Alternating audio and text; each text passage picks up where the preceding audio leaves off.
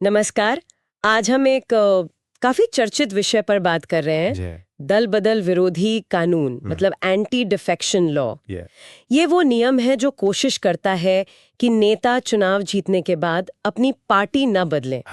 हमारे पास जो जानकारी है वो इसके बेसिक्स तो बताती है, साथ में हिमाचल प्रदेश में जो अभी हाल में हुआ एक जरूरी घटनाक्रम, उस पर भी बात करेंगे। कोशिश रहेगी कि इसे आसान शब्दों में समझें। तो शुरू करते हैं। देखिए, ये कानून आया 1985 में। हाँ, संविधान की 10वीं अनुसूची के तौर पर। बिल्कुल।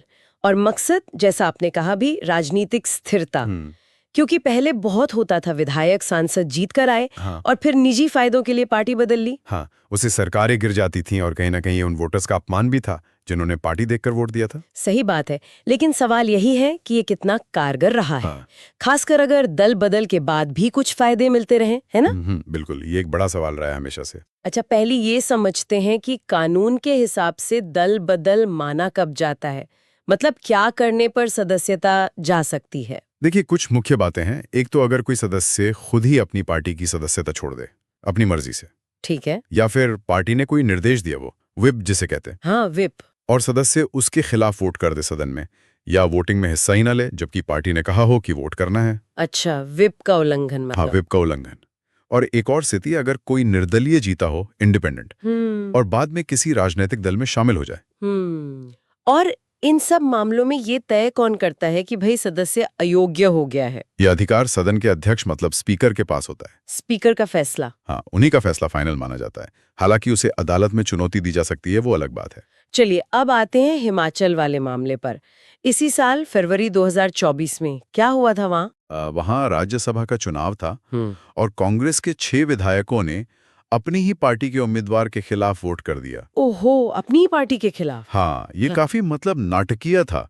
तो पार्टी ने इसे व्हिप का उल्लंघन माना और स्पीकर से शिकायत की। और नतीजा ये हुआ कि स्पीकर ने उन 6 विधायकों को दल बदल विरोधी कानून के तहत अयोग्य घोषित कर दिया। मतलब उनकी विधायकी चली गई। सदस्यता खत्म।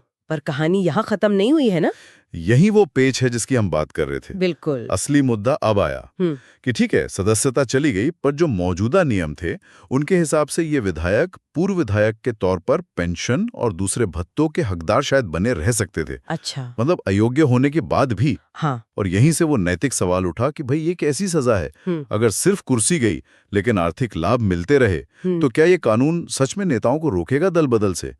ये तो मतलब कानून की मूल भावना पर ही सवाल था। इसी को ठीक करने के लिए हिमाचल सरकार अब एक नया बिल लाई है। हाँ, एक बहुत महत्वपूर्ण कदम। इस बिल में क्या है खास? इसमें साफ और कठोर प्रावधान है कि अगर कोई विधायक दल बदल कानून के तहत अयोग्य होता है तो उसे भविष्य में पूर्व विधायक वाली कोई पेंशन या कोई भत्ता कुछ नहीं मिलेगा। कुछ भी नहीं? कुछ भी नहीं।